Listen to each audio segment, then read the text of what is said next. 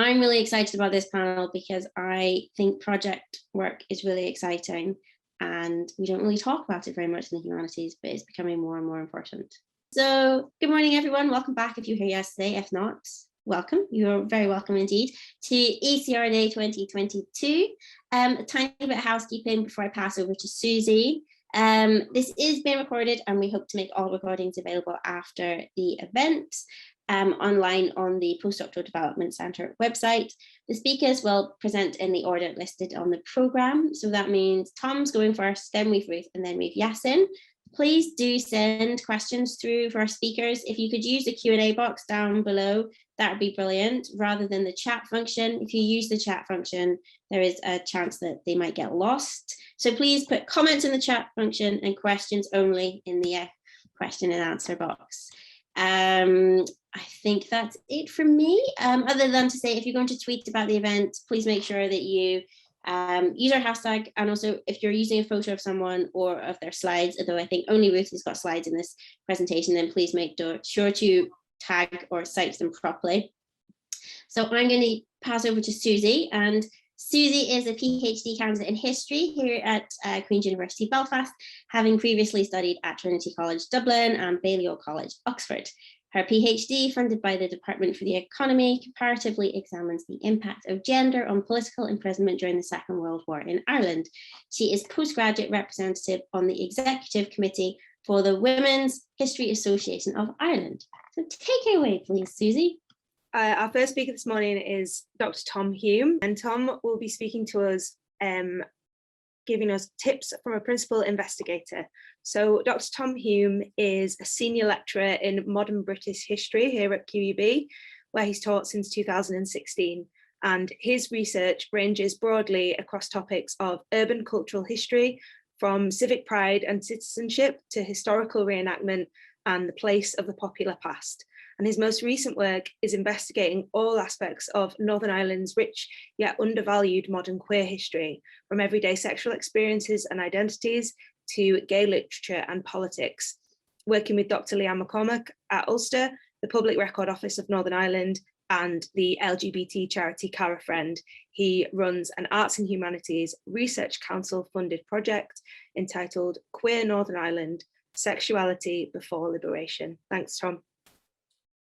Thanks, Susie. So I thought what I'd do today is give a kind of a slightly personal reflection on moving through many of the sorts of posts, research posts that I now manage as part of that project, and to kind of think about what some of the benefits and drawbacks are of that process of getting into academia. And obviously, given that I'm speaking about this now means that this was a successful route for me, that working on the projects of other academics enabled me to get a permanent post at Queen's in 2016. And as I'll talk about a little bit more, I don't think by any means I came from a particularly illustrious research career before those posts. So, you know, I think this is a viable route for many people. So I've seen from the list of the talks yesterday that you've spoken already, or various people have spoken already about the different routes into academia for postdoctoral researchers. And I think it's worth just mentioning what some of those are again, just in terms of comparison. So I think there are really four routes in, each with its own pitfalls and potential. Now, firstly is the permanent lectureship, which is seen as the crowning glory, the goal of all PhD students that want a career in academia.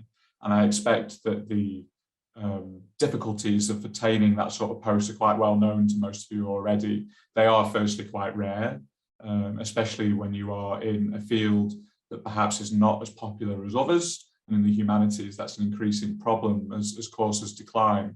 They almost always entail movement. You have to be immensely lucky for a permanent post to arise in an area in which you already live.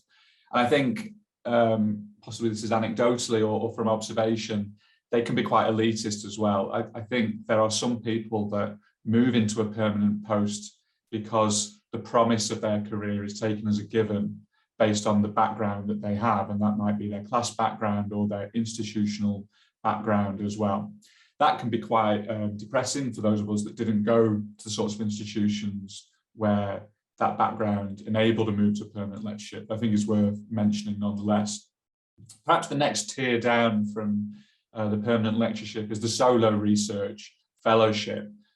These ones are the quite prestigious and well-funded, like Hume, British Academy, the Irish Research Council, and various schemes under the ESRC and HRC. Now, those have their own difficulties, of course, as well, in that they require a fully fleshed out project that you've supposedly had to come up with while you've already been doing your PhD, which means that there is a high level of stress and difficulty in preparing for those. And they do have low success rates as well. I don't have the exact figures to hand, but I think British Academy is about 5 to 10% success rate.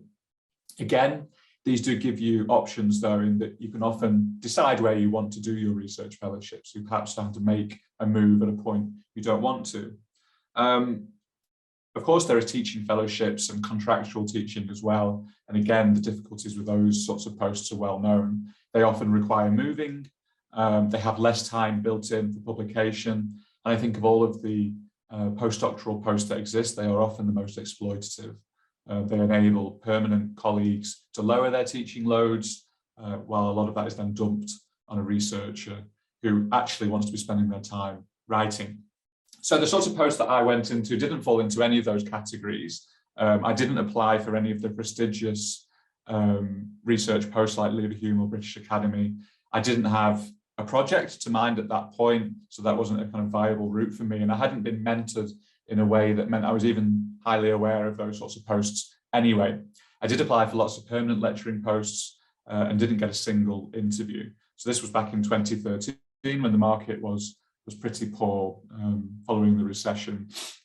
Okay, but what I did apply for were various research project posts. These are posts that exist because a more senior academic has applied for research funding from one of those aforementioned bodies like Hume or the AHRC, and they give an opportunity really for, I guess, what we could see as a kind of a joining post between the PhD years and a more permanent academic post. So essentially, they are not all created equal. There's a great variance in how those projects work, and they can be full-time or they can be part-time, anything from a 0.2 post to a full 1.0 post. They can be anything from a few months, as low as 3 months, up to 3 years as well. And the level of work that you're doing can vary massively too. It can be purely research gathering for the people running that project, or it can be more equal high-level collaboration, and that goes from publication to the public engagement as well. I think there are benefits to these posts. They have a higher success rate than the kind of prestige fellowships. They don't require you to have already come up with a fully fleshed out project. And I think it is very common in these posts for the successful candidate to be a freshly minted PhD student, so not necessarily someone that has years and years of experience. I also found it very useful as someone who took on these posts that they have built into them a clear mentoring structure. You will be working directly with an academic, and often they have built-in funding opportunities as well. So travel to conferences and archives that mean you can improve your own research as well as the research of the person running the project. Of course, there are drawbacks as well. You are not working on your own projects, so there is a certain degree of relinquishing your autonomy. The balance of doing your own research alongside project research can vary massively. In some posts, that is accounted for, and you will have time to do your own research. In others, that is not often the case. And usually, unless, like I said before, you're incredibly lucky, a certain degree of movement for these posts is required. So as I said, I applied for permanent posts, didn't get any of them, and went straight instead into a postdoctoral position at the institution where I was based, which was the University of Leicester. And that was a short 3-month term archival / public engagement project. Through the experience gained on that, working primarily with arts organisations like cinemas and theatres, I then got a larger 3-year project post on a project about historical reenactment in Britain. That post did require me to move down to London, which wasn't something actually that I was that bothered about. I was quite happy to do that. And from that post, I moved into an early career teaching post and finally a permanent post. So I think those research project posts I worked on did kind of prepare me for with the experience that I needed to get a permanent post, and arguably gave me the experience I needed to start applying to run those sorts of projects myself. Now, given that I've just read an article on The Guardian about how middle-class people over-exaggerate their humble origins, I don't want to over-egg the pudding here, but you know, my CV at the time of application for these posts, I wouldn't suggest was particularly impressive. I came from a state school background. I went to the University of Leicester, which would have been, at that point, maybe an institution that just about got into the top third in the rankings, but certainly not top 10, not particularly notable in terms of the history department, I wouldn't suggest, and obviously not a Russell Group university. Of course, most of those things I don't think particularly problematic, but they do often affect the posts that you can apply for. In terms of what I'd already achieved at that point, I'd only written one article that had been published in a fairly middle rank journal, and I had one article under review at a better journal. I hadn't achieved any funding. I'd given a few talks here and there, but certainly I don't think I would have been in line for a permanent post. Like I said, I applied for them and I didn't get them. So I did not have the CV experience at that point. But what I think enabled me to get that job on that project was a kind of genuine affinity with the research that was being done. So I'd already looked at that topic in my PhD. I think that is important when you look at these posts, both for getting that job, but also for enjoying it as well. You do need to have a general kind of fit with that project in order for you to get it and to enjoy it. And a kind of brief anecdote, when I had my interview for that post, as I was going into the interview, the person that was coming out was a former lecturer of mine when I'd been a student, when I'd been an undergraduate student. So I thought, I have no chance of getting this job.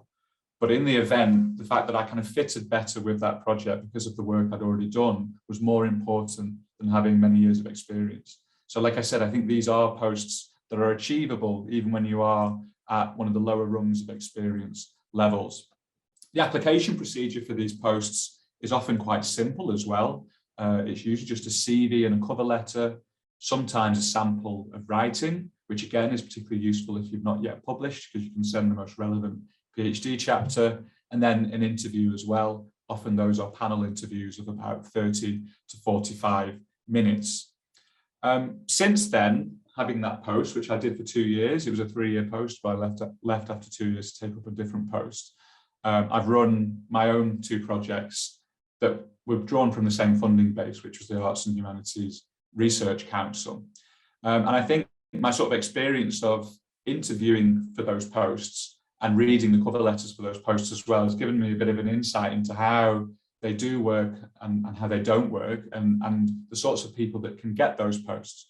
So it's probably worth saying that the research associates that have been taken on in those posts have been from a variety of backgrounds, from post-92 institutions to Oxbridge and Russell Group as well. And each of those research experiences did not necessarily give that person that post or deny them that post either. It was the fact that they fitted so well with the post that they were applying for that meant they got it. And I think from running these projects as well, I can see the sort of benefits to those people that have taken up those jobs.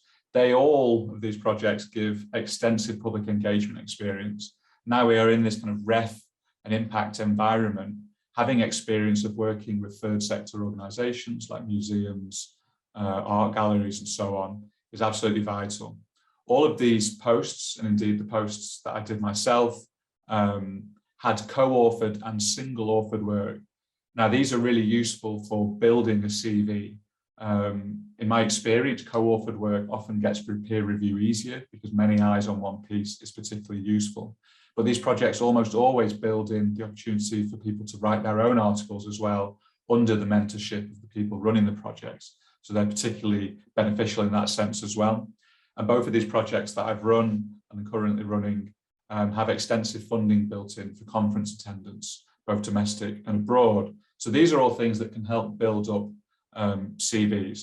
So I hope that kind of demonstrates that there is a benefit to these sorts of posts, that they can work quite well.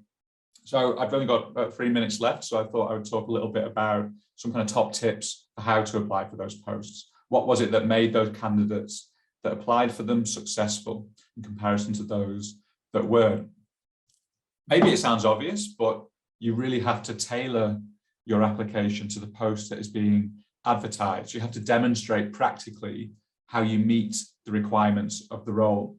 And I think unlike the permanent lectureship, which can often be quite vague about what it is they're looking for, these sorts of postdoctoral posts on research projects are very, very open and clear about what it is they're looking for. It's often the case that in order for a candidate to be shortlisted, they have to have achieved every single element of the essential criteria. So you really, really do need to match what you have done to what that post is asking for. That means that when you're talking about your own research in those applications, it's not just a case of demonstrating your own successes, but showing how what you have done matches the methodology and thematic, or in historical studies cases, the chronology of the project that you're applying for. So not a general sense of your research, but a very targeted one instead. I think the same goes for demonstrating your public engagement skills as well. Again, because these posts often go to people coming straight out of a PhD, the expectation is not necessarily that large, and also transferable evidence is useful as well. So if there is a sense that you have to demonstrate how you've worked in a team, which is a very common requirement for these sorts of posts, it is totally fine to demonstrate how you've done that in work that is outside of your study. Of course, many students have worked part-time. I certainly did before I took up on these posts. Something that I think might sound obvious, but you would be surprised how many people do this. For a research post, your cover letter does not need to talk about the teaching that you've done. That has no relevance to these sorts of posts. It is not really worth putting in. It takes up space that could otherwise be used to demonstrate how your research is important. The interview really is a follow-on from that cover letter. It's about emphasizing that you've done your research about the project and its methods and showing how you align directly with that, but also demonstrating independence. So show that you can bring your own ideas to how that project is going to work as well. So that's the chance to let your individuality show. So I think I would finish by saying that, of course, in an ideal world, these sorts of short-term posts would not exist. Ideally, we would all move straight into the permanent post that we desired. But I think in a kind of tightly squeezed job market, they do offer an opportunity to bridge a gap between PhDs and academia. And I think that's especially the case for students that are not from traditional academic backgrounds, those that perhaps had not any experience or knowledge of how the difficult years of postdoctoral fellowships worked, those that couldn't be guided through that process of applying to leave a Hume or British Academy, or perhaps lacked effective mentorship at their current institution. Now, I certainly had plenty of good mentorship, but was not really prepared for that world of permanent lectureships or British Academy fellowships. And so for me, these sorts of postdoctoral projects actually worked quite well. And I'll leave it there. Thanks so much, Tom. I think we all really appreciate such an honest and realistic talk from you there. Our next speaker is Ruth Kuhn. So Ruth is currently a research fellow in the School of Arts, English and Languages, also at Queen's, where she works with Dr. Alison Garden on her UKRI Future Leaders Funded project. Oh, somebody has raised their hand. Sorry, is that because people are unable to see the presentation? Someone just lets me know in the chat. Hiya, I can see the presentation, no problem. I'm not sure why they have raised their hand. Attendees can't talk in a webinar, unfortunately. Yeah. Oh, I think it was a mistake. Thank you. I think that was Cecilia. Cheers. Thanks. Bye. Sorry, everyone. Sorry. Okay, so Ruth is working on with Alison on the UKRI Future Leaders Project, Acts of Union, Mixed Marriage in Modern Ireland. And Ruth is a historian of medical and oral history, and her expertise lies in modern British and Irish history, the Troubles, medicine, Irish society and culture. Ruth received her PhD, which focused on the experiences of the health service during the Northern Ireland Troubles last year in 2021, and her PhD was awarded the Adele Dulcimer Prize by the American Conference for Irish Studies this year. and her first monograph based on her PhD research is currently under contract with Liverpool University Press. Thanks, Ruth. Yeah, thank you very much, Susie. I'm having technical PowerPoint issues today, so Susie's going to be my wonderful slide share. So if I shout next slide, Susie knows what I mean. So yeah, it's lovely to be here today to talk to you all a bit about my experiences as a postdoc working on a group project. So next slide, please, Susie. So yeah, as Susie's just explained, I work with Alison on her project, and we are an interdisciplinary team. So obviously my background's in history, Alison's more in literature. So with our different backgrounds, we bring different skills, different experience to the project. And I started working with Alison on her project in October of 2021. So at this point, we're at the exciting part of data collection, working on outputs. And it's really great because I'm getting great opportunities to, like, as Tom was saying, be authored on journal articles, co-author, we're working on an edited collection. And also Alison, wonderful as she is, as you can tell from this amazing event she's put on, she's really encouraging about me going to events, going to training, developing my own career. So today I'm just going to talk a little bit about how I got to this point onto this project. So next slide, please, Susie. So yeah, the first thing I really want to talk about is what sort of led up and helped me prepare for this role and getting this role on this project. So for me, the preparations started during my PhD, which probably didn't realize at the time that they were preparing me for this role, but that I realize now that that was what it was.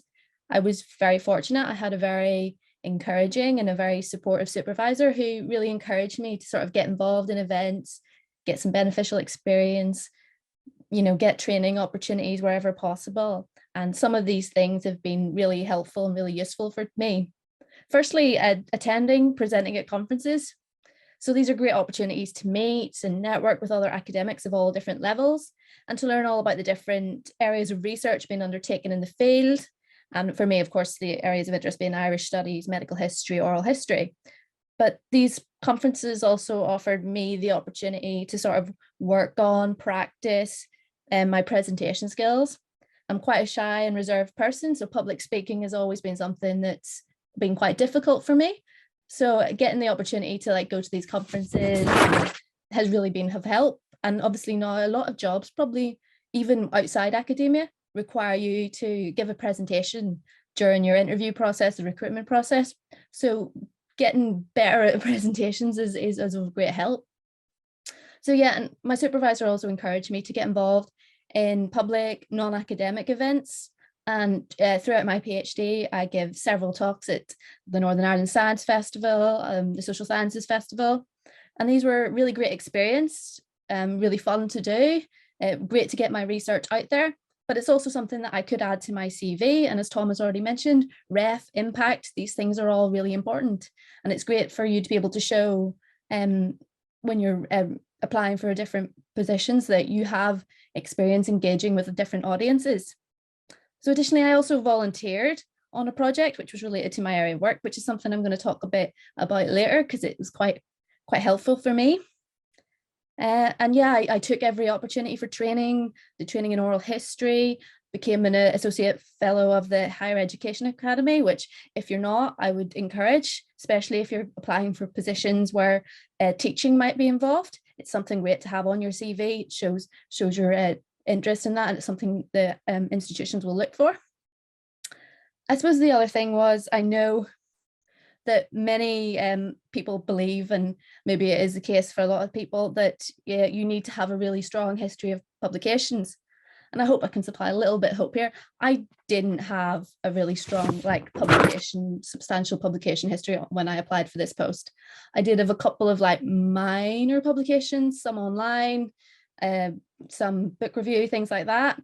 And I was in discussions about getting my PhD turned into a book, but I didn't have a contract at that stage. So I would encourage you all obviously to think about publications, but not to panic if you don't have a large number. Yes, take opportunities, perhaps like online magazines, things like that. Get your research out there, but don't panic if you're not a really strong level of publications.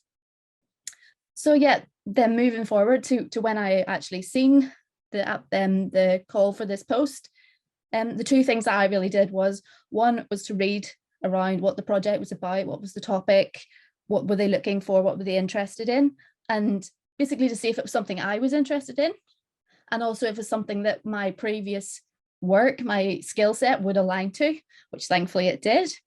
And then the second thing was researching the project team. I wanted to know if these were people that I could work with. The co-I on this project is Professor Diane Urquhart, and obviously as a historian I had really great knowledge of her work and I admired her, but because Alison was more of an literary background, I didn't know a lot about her. For Alison, she's going to hear all this.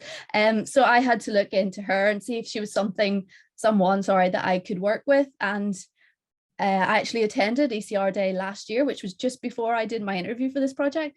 Got to see Alison and all the amazing things she did, and I realized, oh wow, this is someone I can definitely work with. So yeah, next slide please, Susie.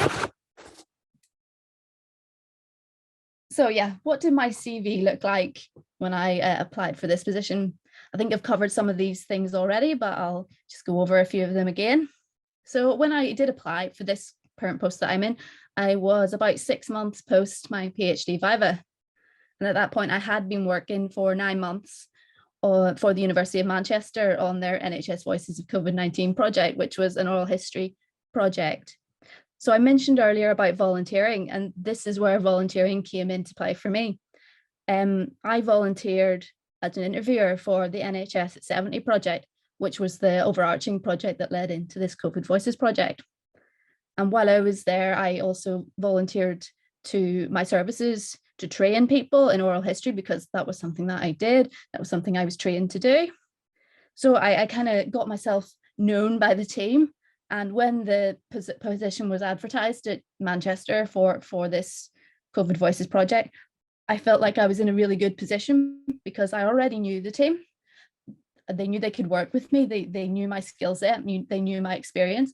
And I was very comfortable interview with them because I felt I could answer their questions because it was something that I already kind of knew. So yeah, if there's opportunities out there, it doesn't just have to be academic, but different volunteering opportunities that might link in with what you're doing, volunteering at museums and different things like that. Just get it. It's great to put on your CV, even just generally. It just shows what kind of person you are. So I've already talked about my publication history. We'll not go into that any further, but yeah, also my CV, the big thing that Tom has already mentioned is like tailoring your CV to put forward your specialist skill set. That is what is required for this post. So the big thing that Alison, I think, was looking for was oral history and experience in oral history and all the challenges and different things to do with that. So that was something I really highlighted right up front in my CV, was my really detailed experience of this. Yeah, and also the things, engagement with the both academic and public audiences, really great, because most of these positions will want you to have impact, both academically, but more publicly, all the ref things that we all have to think about now. So yeah, definitely all those things, get as many as you can on your CV, include everything. So yeah, I think I was able to sort of show my ability to communicate, my ability to work with different audiences, and I think it could just show that I could benefit the project and the project's hopeful outputs. Next slide. So yeah, why this postdoc? Why did I want this postdoc? I know I probably don't really need to explain the pain of temporary contracts in academia. When this position did come up, I was in a temporary contract with Manchester. I did have some time left on that contract, but I was always on the lookout for opportunities. And some of the main things that drew me to the post was obviously it involved oral history. So that was a twofold thing. One, I could really clearly see that my skills would align to what they were looking for, but also it's something I really enjoy. And I don't think you should sign up for anything that you're not going to at least enjoy. Irish studies, my area of background, my expertise. So I knew that I could supply my knowledge, my experience to this project, and it would be of benefit. Yeah, the fact that it was an interdisciplinary project really appealed to me. you get the opportunity to work with people from other disciplines, other backgrounds, and to learn from them. We all do have different approaches and ideas, and it's really great to be able to work on a project where you can learn and bring different strengths and skills to the project yourself. I'm not going to lie here, the fact that this postdoc was at Queen's really did actually have an influence. Queen's is obviously a very good university, and it's known for having a strong history department, strong Irish studies department. So I selfishly wanted to come here. And also, probably to tell from my accent, I am from Northern Ireland, and it was nice to be able to stay in Northern Ireland. But I guess we all have to accept in academia, you may have to move for a role. I'm very glad I didn't have to, but that was something I had considered myself. And obviously, as I've mentioned before, the project team was a big draw for me as well. You have to have people that you know you can work with. It's all about the teamwork. Next slide. So yeah, I assume the application process I went through would be very standard. Of course, not all posts will have exactly the same steps, but it shouldn't really be too different. I actually saw the post advertised first on Twitter, which is really great, and I'll talk a little bit more about Twitter in a minute. But yeah, I clicked through to the job description, read it, realized it was something that I could apply for, and it was something I was interested in. So the initial application involved a CV, which I tailored to meet the criteria of the post to showcase how my skills and abilities aligned, which Tom has already talked about, and also a cover letter, which, yeah, again, I'm going to talk a little bit about in a minute. As Tom said, I had to supply a sample of writing and very simply just sent a chapter from my PhD across. I was then invited to interview, which was online due to the COVID pandemic. And during the interview, I had to give a short presentation. And this was really a good opportunity for me. It was able to sort of show my skills, my experiences, how these aligned with what the project was looking for. And then afterwards, the panel asked me questions, which were centered around like the key requirements for the post and how I could meet these requirements. And yeah, and after the interview, I heard relatively quickly that I'd been successful, which I was really excited about. Next slide, please. Which sort of brings me to this, it's learning from feedback. So I'd always advise people to ask for feedback after an unsuccessful application.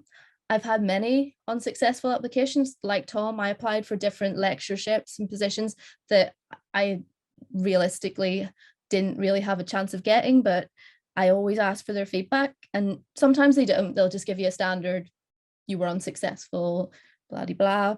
But sometimes you will receive personal and detailed feedback, which, I find really helpful for a couple of reasons. I find it quite reassuring to know where I went wrong. I like to know what I could do better, what I could work on. And also sometimes you can get a bit down about it, and sometimes it's nice to just know that somebody else had more experience, somebody else had more qualifications. So yeah, some of the things perhaps that I've learned from my previous applications. The first one is a good presentation is really important, particularly now in interviews where you have to give this presentation and sell yourself. If they ask you for something specific, if they give you a specific question, if they give you a specific thing to talk about, give them what they asked for. Sell yourself in your presentation and interview. You have specialist skills, you have specialist knowledge. If you're applying for these positions, you have, the skill sets, the knowledge. You just have to have your confidence in your ability. I know I lack confidence in myself, and it's something I've always struggled with. So it's something I've worked on, to be better at selling my skills, being able to talk about what I've done and why I'm the right person. Big one, which we've already talked about, Tom has already mentioned, make sure your CV is up to date and make sure it's tailored very much for the position that you're applying to. Can't reiterate this enough. I would never suggest submitting the exact same CV to every single application. Make sure that it matches what the job description is asking for. Next slide. So yeah, this is quite an interesting thing. What I wish I'd known at the start of the application process. So this is maybe something that's personal to me, but perhaps other people maybe have similar experiences. I wish I'd known, and I wish I'd been taught how to write an academic CV. And I wish I'd known how to write a cover letter, because I didn't know what to include. I didn't know how to lay it out. It wasn't something that I was taught during my PhD, and perhaps other institutions do. And if there's opportunities to like go to training courses, online things to do with this, please do take them. I think they'd be really helpful, because I feel that it would have given me more confidence in my application at the time if I'd known the way that I was supposed to do it. Next slide, please. So yeah, so these are some of my top tips perhaps to think about. Definitely sign up for notifications on job sites, jobs.ac.uk, get the email notifications of new posts coming up for new applications that you can make. Network, that's a big thing, but also I always find that using Twitter to your advantage. If you are, say, a historian and you are looking for postdocs, follow lots of history departments in lots of institutions, follow people from those departments, engage with them, retweet their tweets, comment on their tweets, things like that.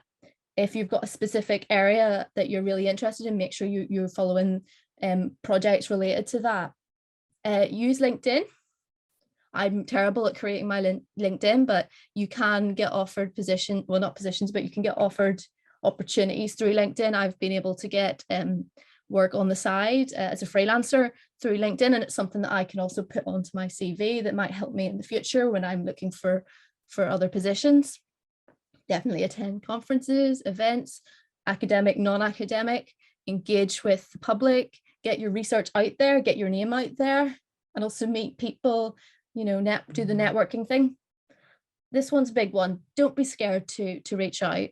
If you're looking to apply for a position, like with, say, Alison, for example, and she's got her email address on the bottom of the job description saying, if you have any questions, contact me. Contact her, ask her questions, you know, show your interest, make sure you're able to do that. Big thing that we've talked about several times now, keep your CV up to date and tailor it to each application that you made. Really, really important. And then just this final little point here is the website that I actually used when I was writing my academic CV and cover letter, which is actually quite handy. It does have some hints and tips. So if it's something that you struggle with as well, I would recommend that. But definitely, if your institution offers any sort of training in that area, please, I would encourage you to engage with it, because it is different. It's not like a normal CV. So yeah, definitely something I would encourage. Next slide. So yeah, just finally to say thank you all for listening. I hope my ramblings may be of help in some way. My experience may relate or to yours, but yeah, thank you very much. Thanks so much, Ruth. Again, such a useful presentation, and really great to get those insights. I'm sure everyone who's watching agrees with me. Thanks for sharing so generously. So the final speaker of this panel is Dr. Yasin Brunja, who is, hi Yasin. Yasin is a lecturer in human rights law and the co-director of the Gender, Justice and Society Research Network at Queen's. Her research, teaching and supervision interests include international criminal law, transitional justice and feminist interventions in international law. And as a long-term scholar activist, Yasin's academic work remains informed by the lived experiences of post-conflict justice and peace of marginalized communities in the global South, and amplifying struggles for justice within and beyond academia. She's worked with a broad range of stakeholders, including international organizations, national governments, and civil society actors working on post-conflict responses to atrocity crimes in Africa. Yasin's talk is entitled Research Beyond the University, Engaging with Policymakers. Thanks, Yasin. Thank you, Alison, for the invitation to contribute to this, and to everyone for coming along. I'm just going to talk to you and not use a PowerPoint, but I'll, if I'm talking too fast, please just let me know in the chat. But what I wanted to do in sort of pivoting the conversation away from maybe some of the kind of modalities of getting into your into kind of academia and the different pathways and the fantastic tips that we heard earlier from both Ruth and Tom, but to talk to you about a component of your academic work and your career that you might end up feeling pressured to get into, or indeed passionate already about connecting with. So I'll start off with just a kind of brief overview of where I kind of stepped out of academia and was really engaged at a policy front. So prior to starting my PhD, sort of after my master's, I was really determined to do like work experience in the kind of legal field or in human rights. So I worked for a trade union and nationally, and then I went and worked for an international organization in The Hague, the International Criminal Court. And one of the things that experience before starting my PhD just crystallized for me was my utter commitment to making sure that whatever research I then do in my PhD connects to the realities of the particular human rights challenges that I confronted both in the trade union and in the international court. So for me, I can't emphasize enough that when I entered the PhD journey, I knew that I wanted to think beyond academia. For some of you, you might be thinking, I've never even thought about that. Like, it's been a stressful time just getting a PhD or a postdoc. I haven't really taken seriously that discussion about policy, and that is okay. Like, that is okay. It is important for you to understand that there's no single way to engage with policymakers at the right time or the wrong time. It is the right time for you. It is the right time when it is the right time. I truly believe that. And I think academia has a propensity to make you feel like you're either behind on something or indeed you kind of need to quickly catch up. And I would say kind of disperse that, because then you can concentrate on the work that you need to do as it is relevant to your research. So if you're in the arts and humanities, you might start to think about ways that your research could connect to particular types of audiences. And I think that's where I would encourage you to start off with if I was to give you a starting tip. Map out your audience. If you wanted to think about who would read your work inside and outside of academia, who would they be? What organizations would they be? What specific people? So what I often do with my own kind of PhD students and some of my master's students is to do this mapping exercise. And it literally is just putting down a list of people. And the list can be as close, so it can be within Northern Ireland, to as far as you want, someone internationally, someone really famous, whatever it may be. But what it does, it starts to help you think about the audience that you want to engage with. And I think that engagement is an important phrase, because it's more than just sort of sending someone your article. And certainly I know from being on the kind of practitioner side, academics sending articles to us when we're in the court, however interesting, because of the busyness of our jobs, we just didn't have time to necessarily sit and digest a whole book or an article. So one of the things that I would say as a kind of secondary tip is to identify your key messages. Sometimes people say, well, you've got to get it into kind of like one USP, but you might have connecting stories, like connecting messages, but whatever they are, think about what your key messages are. You might start off drafting 5 and end up pulling out 2 that you think are the strongest, or indeed they will change depending on your audience. So one of the things that I would say as a practical exercise is that when you're thinking about this mapping exercise and your messaging, is to then use the tools available, and Ruth mentioned it in her presentation, that are on multiple platforms. So you've got, your LinkedIn's, you've got social media, you've got traditional media, which is still really, really important and a really important way to disseminate your ideas. You might start thinking about blogging or contributing to blogs within your specific area. So just different ways outside of that quintessential writing an article, contributing to a book chapter, writing a manuscript that is part of kind of our academic practice. but so go multimedia is what I would say, right?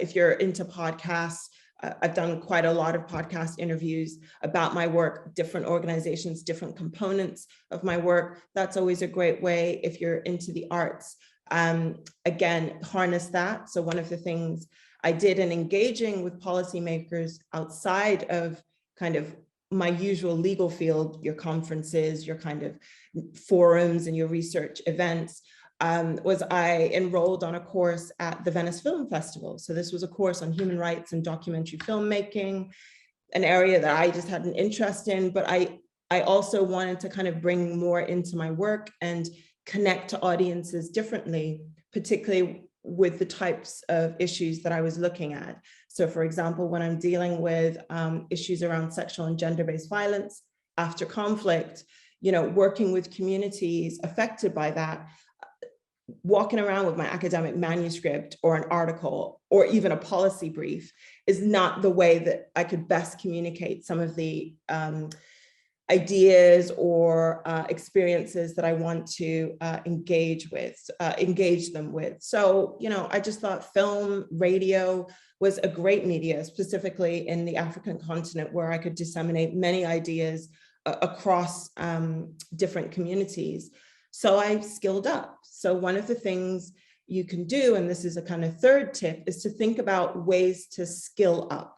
So what would you like to do? Not just thinking about yourself and your skills that you have now, and you may have an incredible skill set already, but there may be other things that you want to develop or harness or indeed just build on.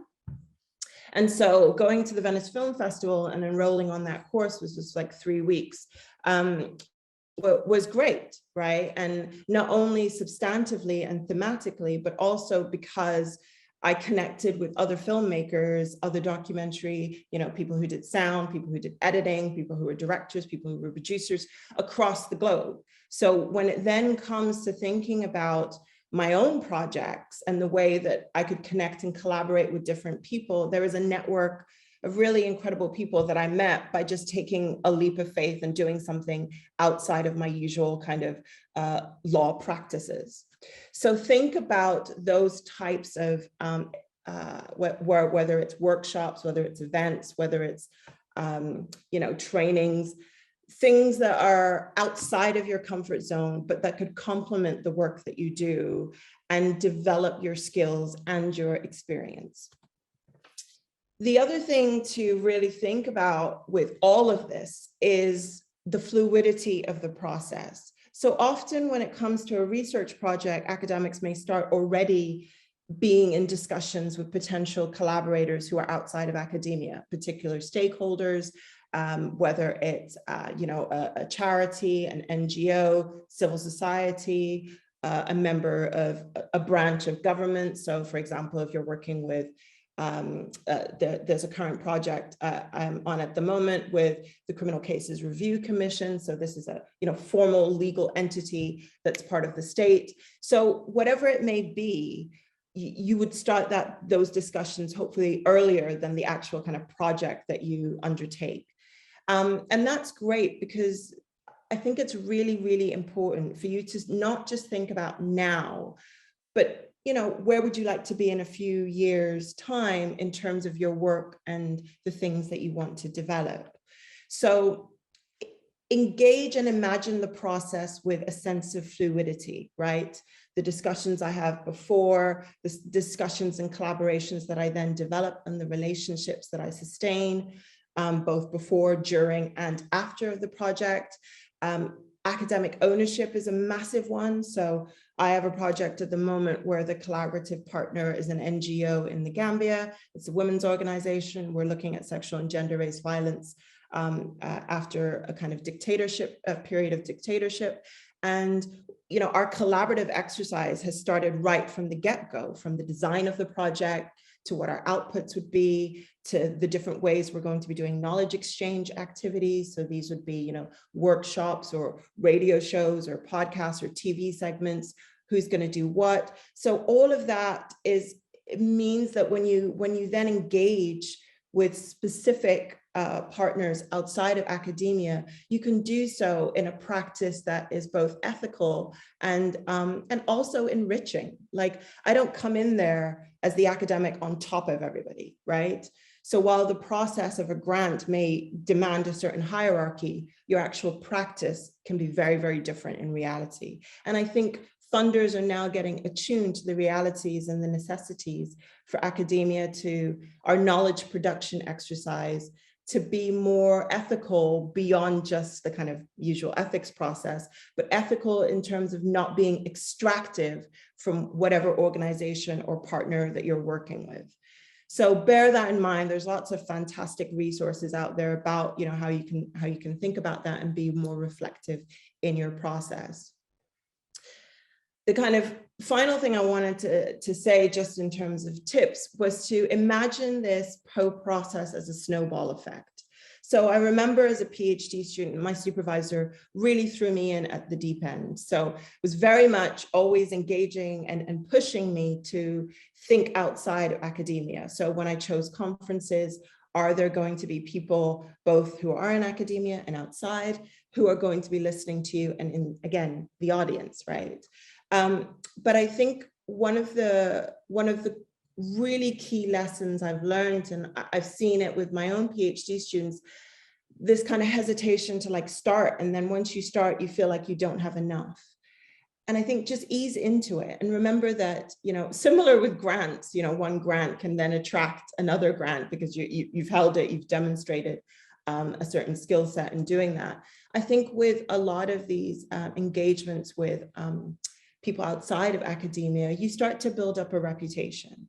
And so you develop really, it is a snowball effect where you may start off doing one media interview and then others pick it up. You may publish a blog that gets picked up by numerous media outlets. Certainly that happened with me with a piece in The Conversation, which was just picked up by a whole range of different outlets. First, I thought it would be in Africa, but again, it appeared in the HuffPost, and I thought, oh, random, but okay, that's a positive thing. But people then contacted me as a result of reading it elsewhere. So I think that sense of like realizing that things can develop the more that you do it, and certainly I have found that in practice, and I've seen that in mentoring my own students, that once they started this process, then they got more invites, they developed more ideas, all of this started to be kind of muscle memory. And I think that hopefully gives you some reassurance, but it's always that starting point. Or if you already have been doing it, you might be thinking, well, how do I build on that? Have I got enough? Create a momentum. And that doesn't mean tiring yourself out, because you still have to do the research behind it, which is where I come to some of the challenges. The reality is that certainly for me, I'm very comfortable with engaging and finding and networking and sustaining relationships with people outside of academia. But that is time consuming in different ways. In my first academic job at the University of Leicester, it was a permanent lectureship, but my goodness, I had a massive teaching load. So I just didn't have the space to do some of the engagements with policymakers that I wanted to do. And that's a reality of the job, right? It means your late nights. It means working on weekends. It means disrupting your work-life balance. And I think that is important for us to be honest about.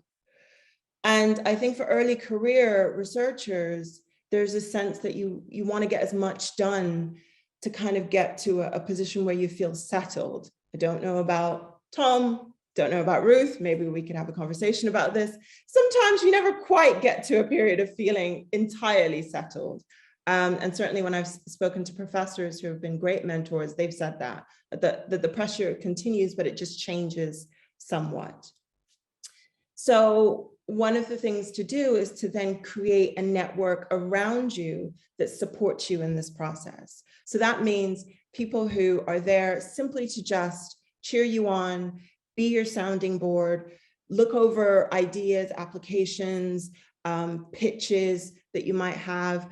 I've sent people emails when I was trying to connect with a particular high-level UN official. So I sent a kind of draft email to a friend. I said, does this make sense? Could you tell me what my project is about? Reading this kind of short snippet email, because I don't have their time.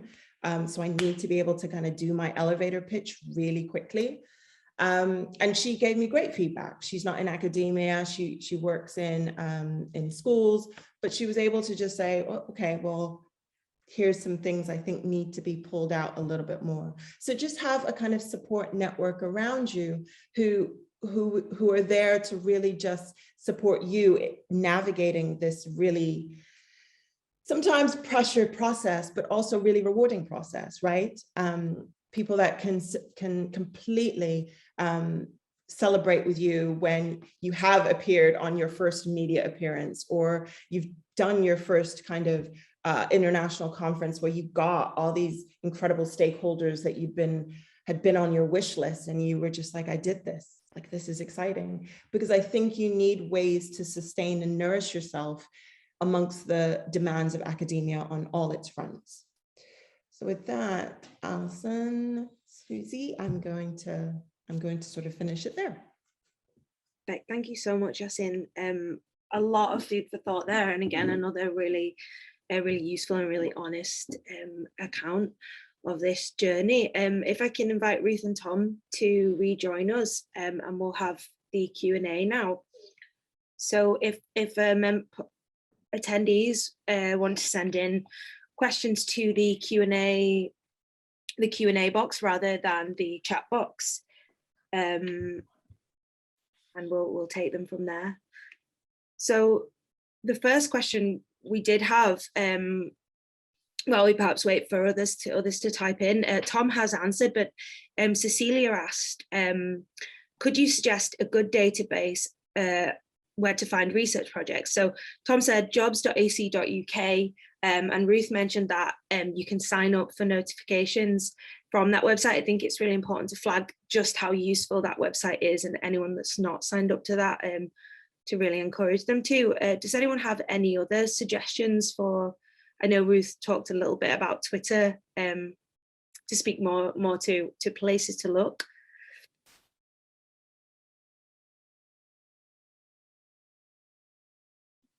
I could jump in here.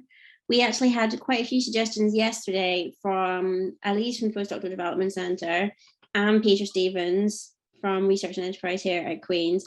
And there's lots of links in the Twitter thread I put together yesterday, so I can go back and find those and post them into the chat here.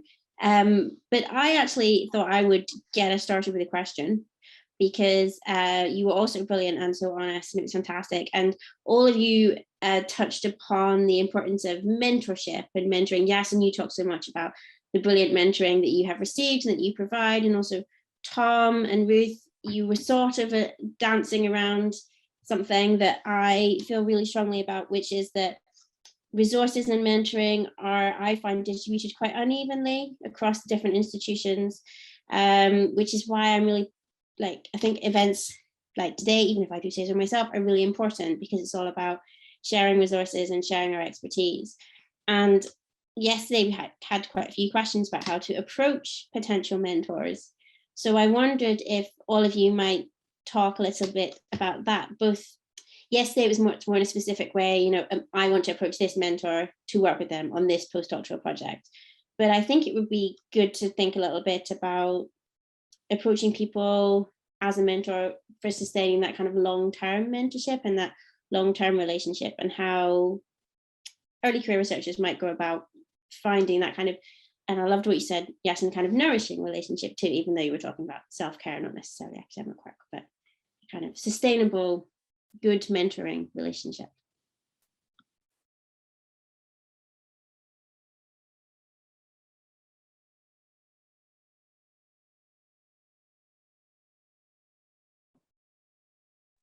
Was that to all of us, Alison? All of you.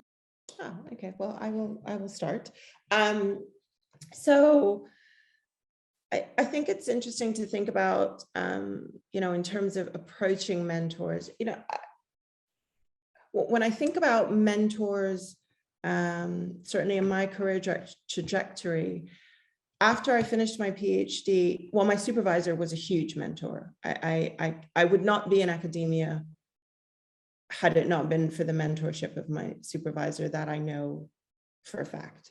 And I think once that relationship then evolved and finished, when I did a research fellowship after my PhD for 3 years, the kind of PI on the project was a phenomenal mentor, and he still is. So it was interesting that, you know, through that research fellowship and the principal investigator, you know, who was a very senior professor, very well established, but very generous in their time.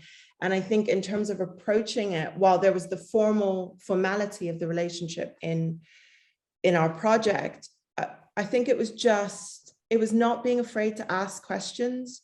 Like I remember sending John at one point my CV, and we had like a coffee and just peppering him with questions about, you know, where he thought I had some gaps to develop, and then where those gaps might be filled within our project work together. So it would be simple things like, for example, when we applied for grants, in addition to the project, like we would put me as the PI, right? He's a senior professor, he didn't need it. We were like, right, we need to develop your kind of funding profile. So sort of things like that I wasn't, if I hadn't sort of spoke up for myself, at least to say, can we have this conversation? I think, not that he wouldn't have done it, but I think we have to be our own advocates, right? And sort of be proactive and not just reactive. And then there have been other situations, certainly with professors I would point out here at Queen's, who have been the entire opposite. So they have come and actually just said, hey, I want to sit down with you. Been seeing what you've been doing. Let's have a conversation about your career. And so I think there's different ways to develop that. And yeah, so that's what I would add. I totally agree with Yasin there. I think good mentoring relationships are organic, but they do take work as well. And I think they take work from both sides of that coin. And, you know, to speak in kind of pragmatic or practically about that, if you want to be mentored well by someone, you need to be present, you know, emotionally and physically. You can't kind of disappear for a year and then turn up and be like, oh, you know, I want to be mentored again. You know, these are relationships that require communication and timely communication. So, you know, it's a simple thing, but if you want somebody to look at a job application you are putting together, don't send it to them 2 or 3 days before the job is due to be applied for.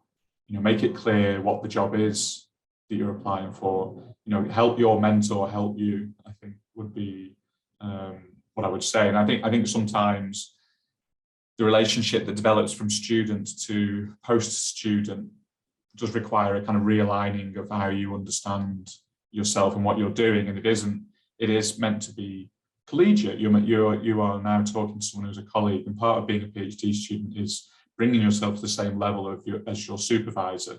But that means being reliable. It means being reliable, being there, and you know, being willing to listen as well. So, and those are difficult transitions, but I think absolutely key, because, you know, academics, even the best of us, we are human, and we deal with what we are given. And if someone is very difficult to deal with because they're absent, you know, obviously we have some leeway in that, but you've got to make it easy to be mentored, I think. Yeah, that's all I would add. Oh, Ruth, sorry, I was about to say, do you have anything to add?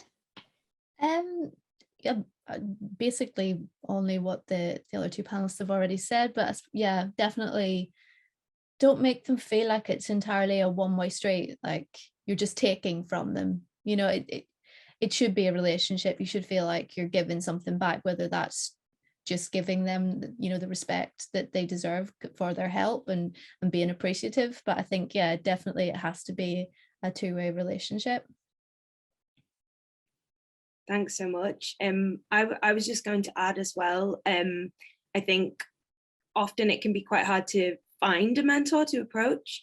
And I had nearly a decade between my undergrad and my PhD, and working in the public sector in between. And just don't be afraid to reapproach people that you worked with a long time ago and say, you know, I'm coming back into academia. And another thing that I found really helpful was joining associations and professional associations and meeting people outside of my institution as well.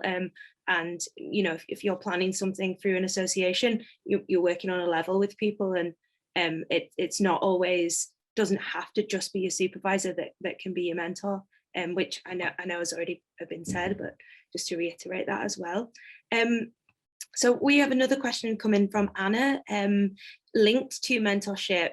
How did our speakers find the transition from PhD being your own research project to a postdoc that involved more teamwork, collaboration, and working with the PI? And I guess that's to anyone, really. I'm happy to head off on that. Go ahead, Tom. Oh, no, after you, Ruth. After you, Ruth. I found it actually really an enjoyable transition. I find that the PhD could be quite isolating. I can be terribly antisocial when I feel like there's no need for me to be in contact with other people, and being part of a team again, it's been really nice for me. I think, especially because Alison's so wonderful and easy to work with. But yeah, I really enjoyed that transition. But I can understand why it could be challenging, because obviously you're quite used to being obviously you've got your supervisor, but it's your project and you're the boss.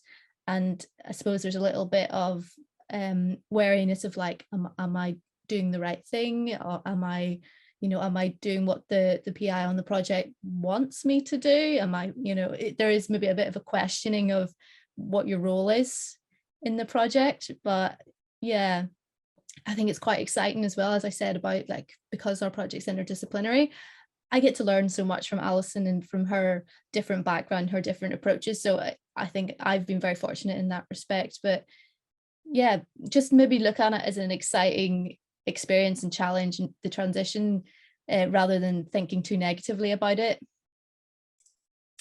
I would really agree with what Ruth just said there. It was exciting, and I think it quite quickly immerses you in another academic world that you may not have been part of. So I was very much kind of urban history background, which reflected, my MA and PhD were both in urban history, and I moved into a world which was very kind of modern British cultural history.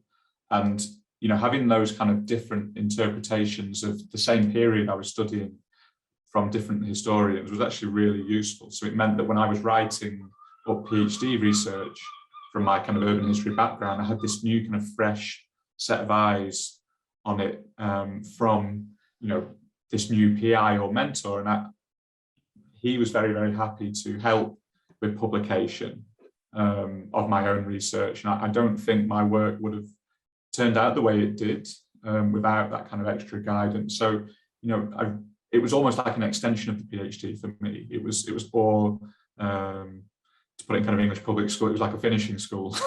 You got this kind of like extra benefit that really helped you extract the value from the work that you'd already done. The British and Irish programs for PhDs, 3 years is not a long time. And if you're not very polished already, I think sometimes those extra 2 or 3 years in a research post afterwards gives you that polish through a new mentor.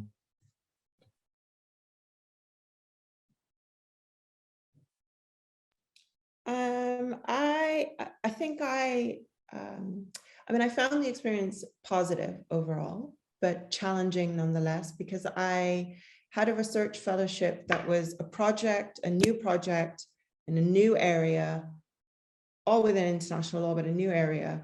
And then I was also managing the kind of afterlife of my own PhD. And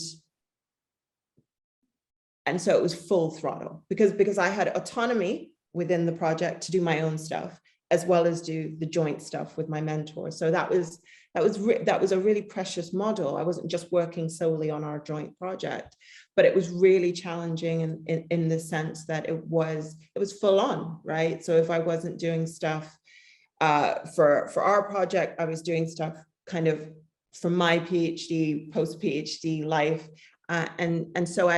So while positive, I look back and I think if I had known better, I would have perhaps just made a different decision, and maybe spoken to my PI a bit more about the time allocation, because essentially I was doing 2 full-time jobs, right? And that was exhausting. So everyone else had a great positive experience. I did have I had a great mentor, but it was an extraordinarily busy time. And I look back and think, like, if I could do it again, I would have had those conversations really, really early to ensure that I didn't end up doing, which some postdocs, as I've heard from other colleagues and other postdocs I've spoken to, want to keep their own PhD project alive, publishing it, turning it into articles, but that is time consuming. Maybe they want to do conferences on it, but they're also committed and being paid to do another project. And I think that has to be a fluid and continuous conversation with your PI and your mentor. Yeah, I mean, I would add to that it took me 6 years post-PhD to publish my book from my PhD, and that is because, you know, I did commit to the project that I was working on with you know, someone else's. So, you know, that has kind of pluses and minuses. The kind of the book for history PhD graduates is often what gets you that permanent post. So, you know, delaying that possibly means sometimes you do delay your ability to get that permanent post. Having said that, on balance, you know, the way that those projects built my CV more broadly, I think also was important. You know, some really big kind of co-authored journal articles in journals that were more impressive than the ones I published in on my own.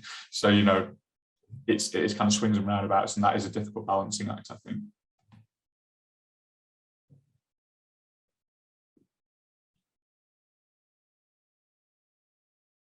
On that topic, do any of the three of you, I suppose we've just touched on this slightly, but do you have advice on broadening, obviously with the PhD, it's quite a niche focus, making sure that you maintain a broad interest during the PhD to be able to apply to projects slightly outside of that? Was that a challenge transitioning to working more broadly after being so focused? I think, you know, sometimes there are posts advertised that your PhD is not going to be applicable for, and I think recognizing when that is the case is important. You know, when you're kind of going on 100 to 1 chance, is your effort better placed elsewhere? And I think knowing when that is the case is important. And I say that from someone who's read a lot of the applications to the projects that I run, where, you know, they're discounted straight away because they've just not got the relevant research background. And, you know, that's obviously difficult. And when people are really trying to get a job, I understand why they might want to apply for everything they can, but sometimes you've got to know when it's just not for you. On the other side of that coin, though, is if you have some relationship with the research that they're looking for people to do, even if it's only been a minor part of your work, you can really draw attention to how that is the case. So, you know, to give an example, the projects that I went to work for after my PhD, it was about historical reenactment and pageants. I think only about 2,000 words in my PhD was about that topic. But because I had some element of that, I could, you know, position that alongside what they were looking for.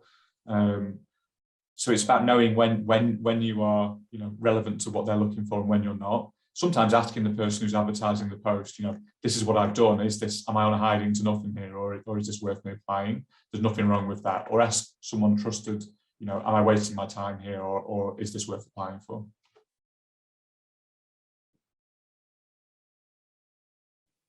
Do any of our other speakers have anything to add to that? Or?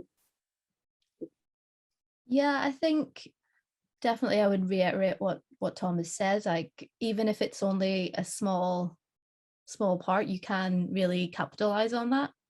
I know after my PhD, my thought was that I was going to go mostly in the direction of like medical history.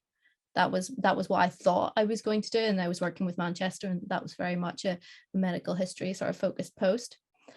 But obviously the position I'm now in with Alison, it's very much focused on Ireland and the history of marriage in Ireland. So it's because I had the background with my PhD with the Troubles and understanding about division in Ireland, I could apply that knowledge to this project. But I suppose maybe that would, same as Tom was saying, taking a small area of what I already knew and transferring that across.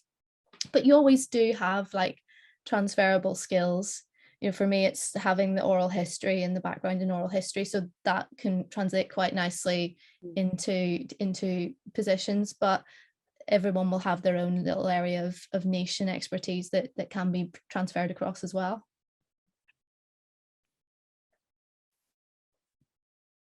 Thank you, guys. We have another question that's just come in. Could the panelists reflect on volunteering?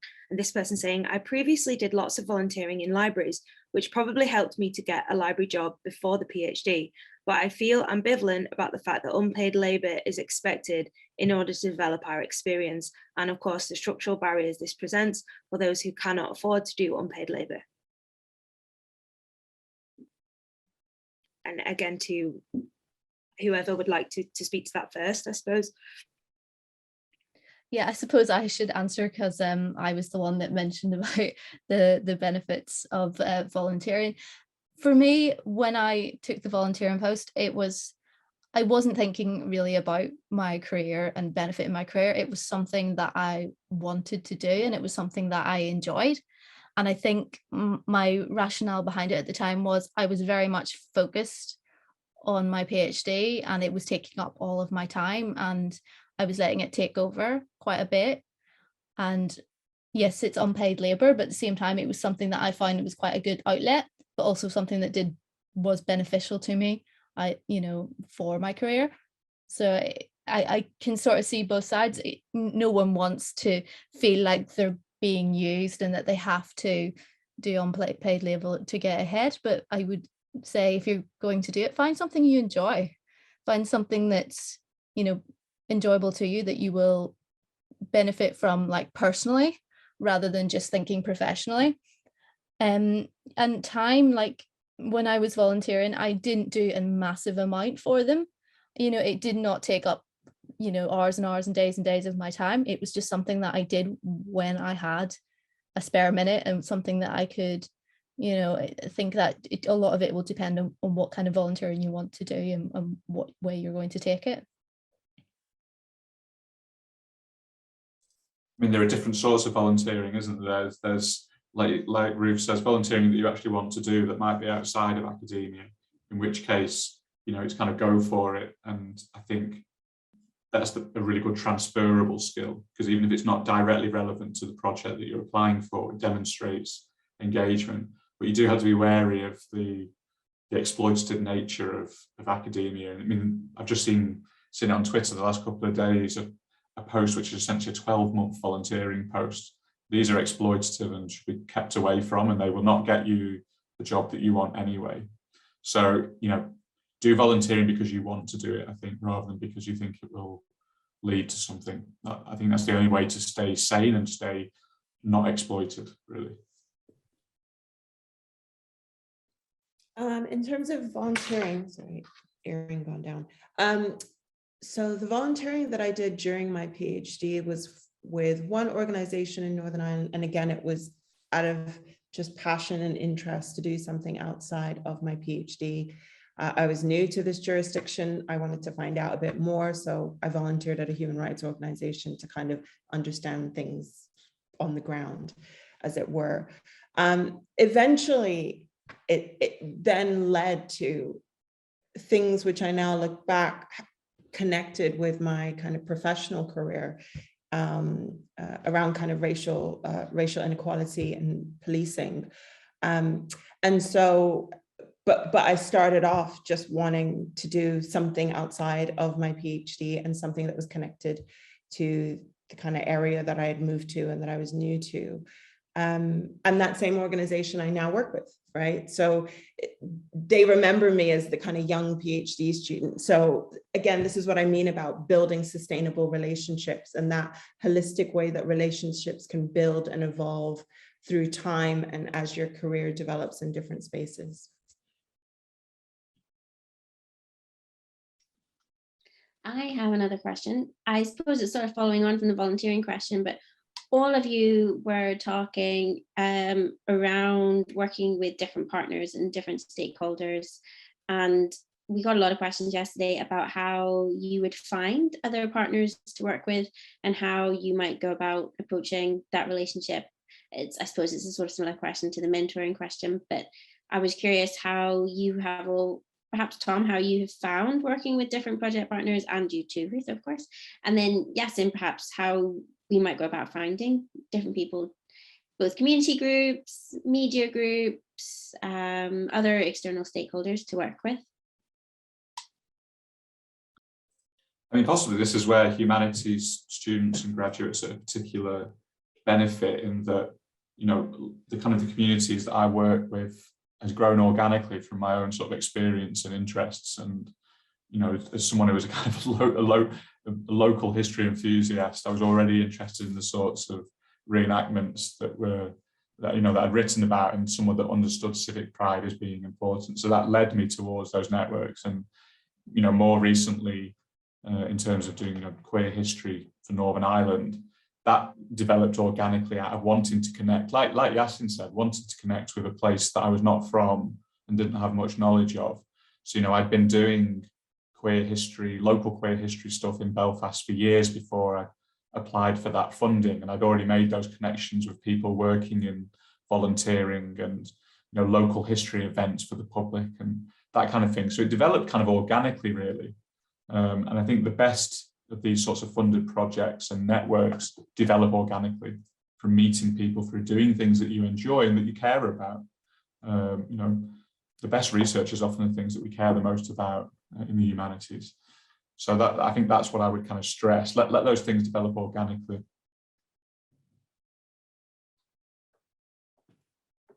I think I'm maybe a bit more guilty of online stalking people, finding their emails, finding their Twitter, and just sending them a nice message and hoping that they'll respond. And yeah, and then if they do, hopefully they do, then just, you know, trying to build, meeting them in person, getting to know them. When I was doing my PhD, I worked with the RCN's history network in Northern Ireland, which was mostly retired nurses who were interested obviously in history, and I was able to get a lot of my interviewees through their connections. But the initial meeting of them was, I found one of their email addresses online. I don't know why it was there, but it was there, and I just sent off an email, and from there it sort of snowballed. But yeah, I just, sometimes the cold approach does work, sometimes it doesn't, but it's always worth a try. Yeah, and I think it goes back to something that I mentioned in my presentation about, you know, like some of the snowballing that can happen as a result of either organic relationships formed or cold calling, as it were, via social media or someone's email. I'm also a big fan of being on location for things. So, you know, I think, you know, if it's an organization that has an annual conference, or maybe has events going on, that I think it's always good to actually go and see their work, connect with them there in situ. I certainly did that from my PhD till now. Like it's I think email can be one thing, and social media, but being on location, so seeing how the organization works. Yeah, and just then meeting people in the actual location. The other thing is a key one is finding gatekeepers. Like as a practical reality is that some of these sectors may have key gatekeepers. So key in the sense that they are in key positions, right? That may then open the door to a number of other opportunities to collaborate with the organization or other people within their network. And certainly that has been, I think, one of my most like fruitful ways of building my network. And so I would say, again, take some time to map out who it is that you want to talk to. and think about who your gatekeepers are. It's a dull but practical exercise, but it really helps you to start thinking about finding who it is that you want to connect with and collaborate. And, you know, I always say where we can, we do a Zoom coffee. Where we can, we do coffee in person, and we start with a conversation. We see if we gel with one another, if we can work with one another. It's one thing to know about an organization online, another thing to actually work with them. So do your homework as well. Thank you so much. I think that's really important. And I think what's coming through from all the speakers is, you know, doing things because you enjoy them and because you are genuine about them. And I think that that is really crucial, because it's often very transparent if someone is doing something solely for a line on the CV versus, you know, a genuine interest. And I think that's a really important theme that's come through there. I think Alison might have a final question. I did, but I just wanted to echo Susie's point about transparency, because I'm sure Tom found this too when he was recruiting for his projects, that someone will say, I'm really into interdisciplinary research, and they wouldn't give you any indication that they had actually done any interdisciplinary research, or I really like working with the public, but there were no examples. So I think everyone has talked about this, that you have to do things that you enjoy, but you also you have to be truthful about those interests too. And we've only got 1 minute for it, so if there's no final question from the attendees, I wanted to completely abuse my organizational privilege and say, what would be your one top tip for collaborating or working in a group? If we start with, I'm Ruth, I'm going to make you go first. Sorry.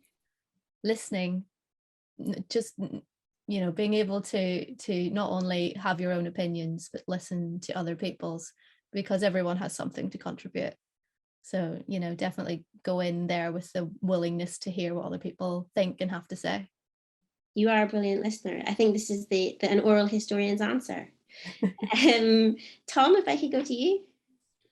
The other side of that, which is ask questions, you know, be willing to speak up, and, you know, and that goes for when the project is going well and you want to add more, or when it's not going well and you want to find out why, you know, it's not going well. I think, you know, so it's communication really, isn't it? Communication requires both listening and talking. maybe obvious, but you know, so important to keep those lines of communication open. Jason? I would say make it fun, have a good time, like come in there with a positive attitude, or if you've had a bad day, let people know, and that you're gonna just try and soldier through. I think just be real. I think that is the most important thing, because people will connect to that, right? Rather than, I suppose sometimes the ego in academia that makes people perform a certain way that they don't need to, and then they end up being fairly unlikable people. So I think just be human, be fun, and be respectful of one another. Thanks so much, Ollie. That was brilliant. Right now, I've completely jumped in on the chairing duty, so I'm going to pass back to Susie and be quiet now. Thank you so much, everyone. I think just to say thank you again to all of our panelists for such brilliant and generous and honest reflections there. I've been frantically taking notes, I'm sure everyone else has, and thank all our attendees too. Thanks also very much to Professor Ramona Ray, the QUB Postdoctoral Development Centre, and the Queen's University Belfast Research Culture Seed Fund for supporting the event. And just to remind everyone that we'll be back at 11:30, and that is a separate link which you will have been emailed or on your Eventbrite invitation. So rejoin us through that separate link. Thanks, everyone.